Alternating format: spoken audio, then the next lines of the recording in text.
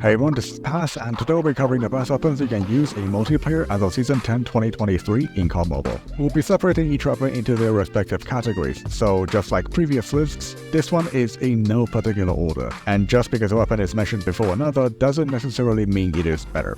Starting off with the assault rifles, we have the Grau 556, a weapon that has a bit of everything. Low recoil, decent bullet spread accuracy, competitive time to kill, solid range, and a large 60-round magazine. This makes it a very easy to use assault rifle that can do well in most scenarios you need it to do well in, similar to guns like the Krig. And even though it doesn't excel in any particular category, it doesn't have any glaring issues either, which makes it a very safe and reliable option.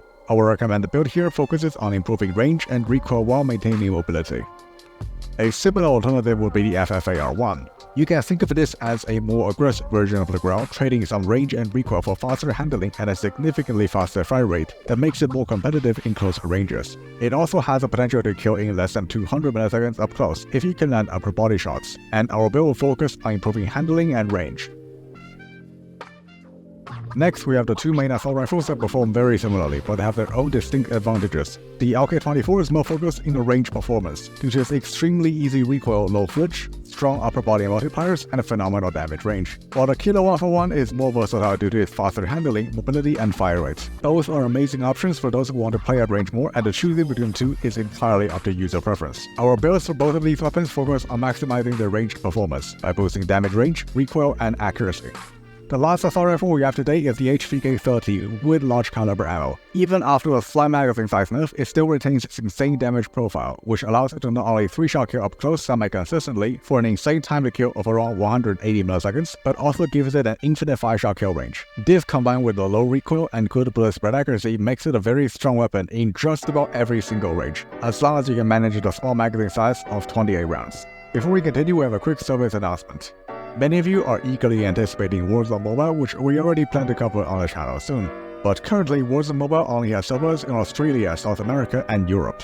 So if you're not in one of these regions, you might be unable to enjoy the game. But fear not, we have a solution for you. Introducing Gear Up Game Booster, your ticket to playing Warzone Mobile from anywhere in the world. If you're worried about ping and latency issues, Gear Up's got your back too, as it allows you to select your preferred region for the most stable and low latency gaming experience. The beauty of Gear Up extends beyond Warzone Mobile. As many of you have experienced, losing a game due to lag can be incredibly frustrating. We all have that one game where we are so close to coaching a 1v5, but then your ping decides to step in, causing you the game and embarrassing you in front of your teammates. This is where Gear Up comes to the rescue yet again. With just a push of a button, it can supercharge your gaming connection, boosting your ping and ensuring you never suffer from lag-related issues again. And this applies to any online game, including Call of Duty Mobile. Plus, it is easy on your device's resources and safe to use, so there's no reason not to give it a try. If this all sounds appealing to you, click the link in the description to get started with Gear Up today, so you can enjoy seamless gaming regardless of your location or the game you're playing.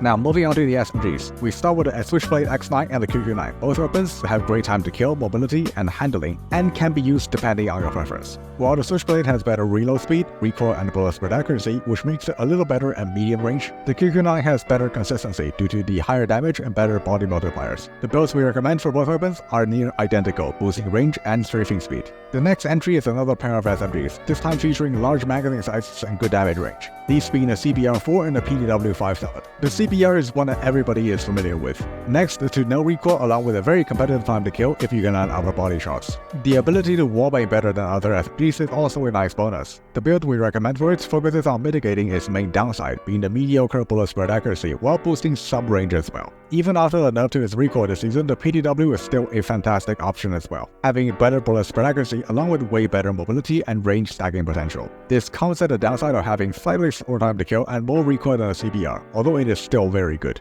Our build improves on its flexibility by improving range and mobility. The last SMG in this list is the newly buffed CX9, which replaces the Fennec as a new best option for pure close quarters combat, thanks to its decently consistent time to kill potential of 174 milliseconds, along with solid mobility, which makes it hard to beat in most close quarters engagements. And unlike the Fennec, it has better recoil and magazine size, which allows for better flexibility as well. The build we recommend helps to boost its extremely effective close range performance by improving range while keeping as much of the mobility as possible. The only light machine gun we have on this list is the UR736, featuring strong strong upper body multipliers, which allows it to very consistently 4-tap across the map, and can even get a 3-shot kill up to a very impressive range if you can manage to land all shots of the upper body. This combined with a decent bullet spread accuracy and recoil makes it a very strong option for mid to long range. Being a light machine gun also means that it benefits greatly from the disable perk, although this comes at a cost of having slower handling and mobility than the other options. The build we provide maximizes its effective long range performance by boosting range, bullet spread accuracy, and recoil control. The last weapon category is the DMRs, the SKS and the AFR with the 15-round FMJ magazine. The SKS has been meta since release, boasting the ability to one-shot headshot at any range and 2-shot as long as you hit the upper body. It also has the benefit of the disable perk, applying slowness no matter where you hit on the body, although it does have quite a bit of flinch, so you have to build it to be slower. The AFR on the other hand is a more recent addition, only being buffed last season. This is the more aggressive and fast-paced version of the SKS. While it may not be able to 2-tap indefinitely, it more than makes up for it by doing what the SKS cannot.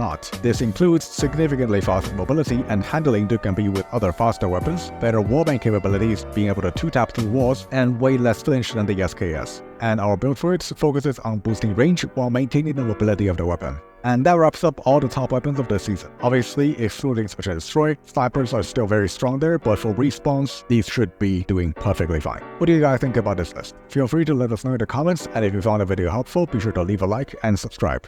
Going Doc.